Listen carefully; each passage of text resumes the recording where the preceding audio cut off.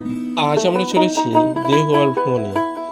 ভারতের ঝাড়খণ্ড রাজ্যের সাঁওতাল পরগনা বিভাগের একটি প্রধান শহর দেওঘর অর্থাৎ দেবগৃহ। দেওঘর বৈদ্যনাথ ধাম নামেও পরিচিত।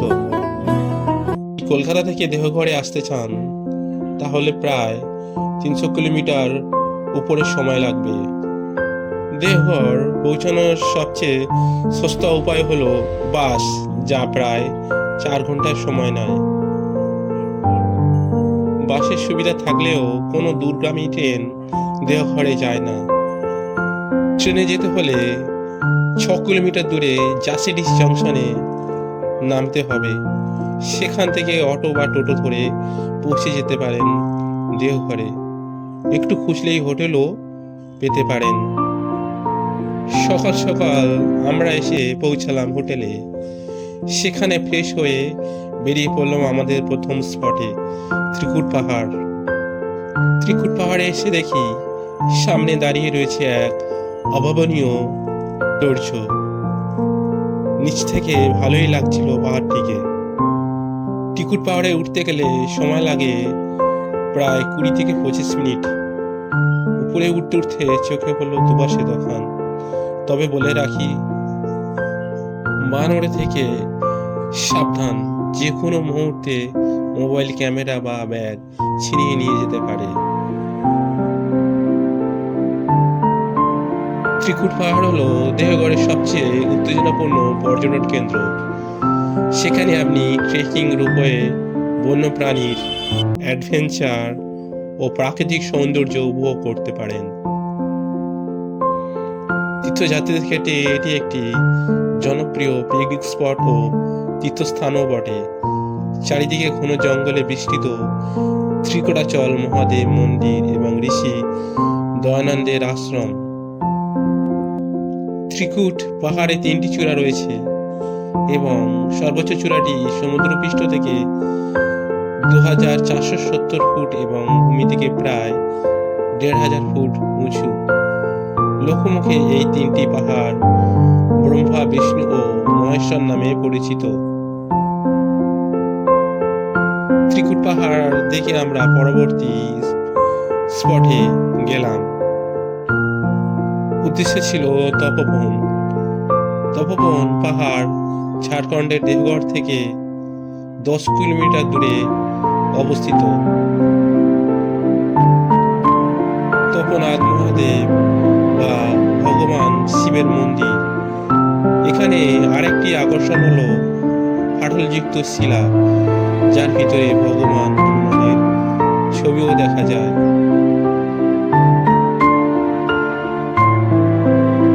পাহাড়ের নিচে একটি ছোট জলকুণ্ড রয়েছে এবং কথিত আছে যে দেবী সীতা এতে স্নান করতেন।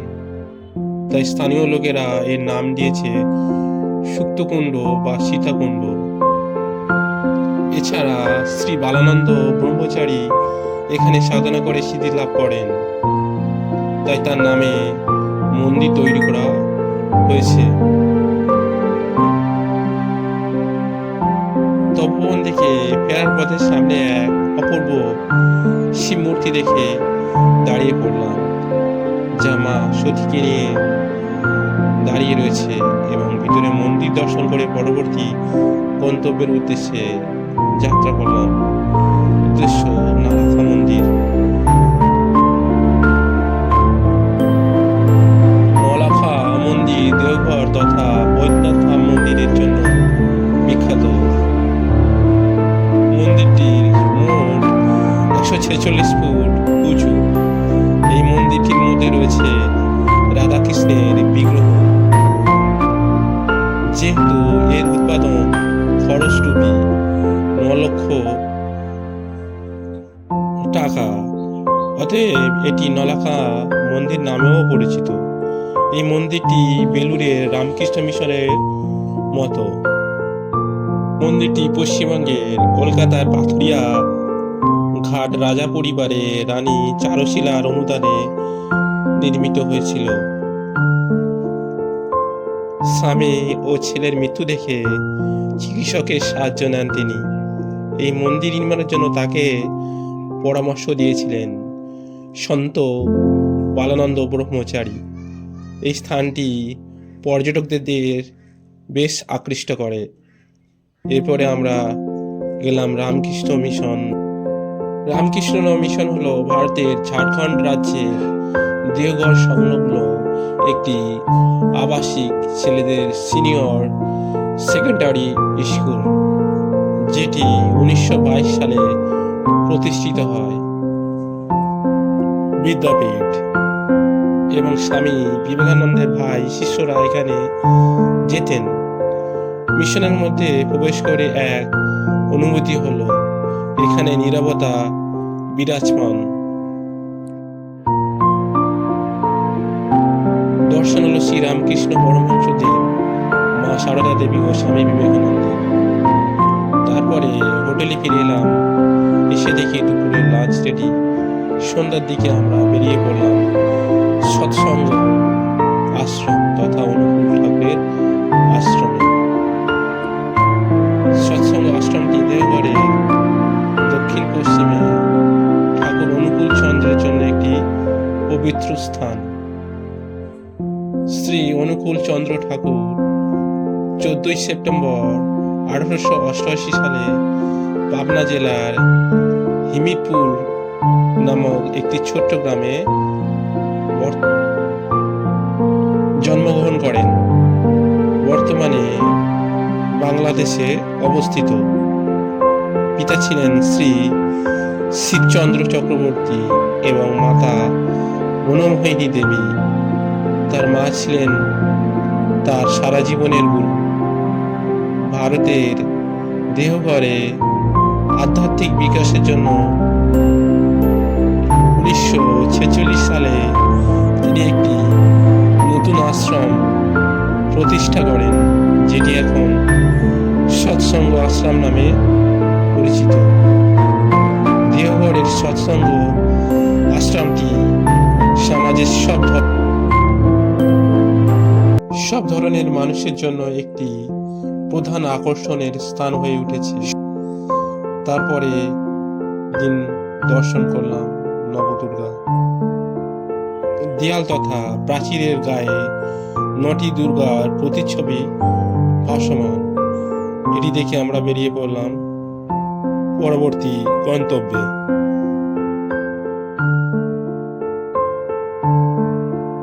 তারপরে সবচেয়ে আসল আকর্ষণ হলো বাবা বৈদ্যনাথ ধাম, যার জন্য দেওঘরে আসা। প্রতি বছর দেশ বিদেশ থেকে লোক এসে এখানে পুজো দিয়ে যায়।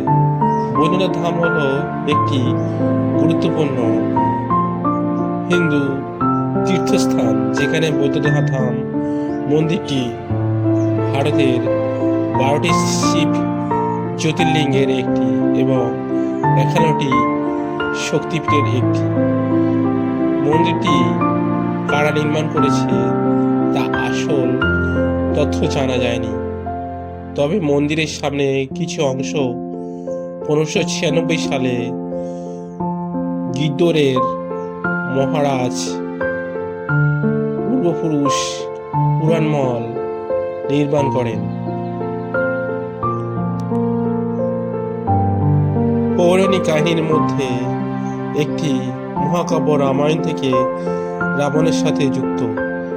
রাবণ যখন তার রাজ্যে সমৃদ্ধি বাড়াতে শক্তিশালী জ্যোতির্লিঙ্গ কৈলাস থেকে লঙ্কায় আনতে চেয়েছিলেন, তখন ভগবান বিষ্ণু লিঙ্গটি যাতে লঙ্কায় নিয়ে না যায় তার জন্য হস্তক্ষেপ করেছিলেন। সেই সময় লিঙ্গের একটি টুকরো ভেঙে দেওঘরে পড়ে, যেখানে এখন বাবা বৈদ্যনাথ ধাম মন্দির রয়েছে। এটা বিশ্বাস করা হয় যে জ্যোতির্লিঙ্গের এই খণ্ডটি বাবা বৈদ্যনাথ ধাম নামে পরিচিত মন্দিরের গর্ভগৃহে পরিণত হয়েছে। এর আর এক নাম রাবণেশ্বর জ্যোতির্লিঙ্গম। এই ছিল দুরাত 3 দিনের দেওঘর ভ্রমণ। আমাদের দেওঘরের ভ্রমণটি যদি ভালো লাগে কমেন্টে জানাতে ভুলবেন না কিন্তু। তাহলে দেখা হচ্ছে পরের ভিডিওতে।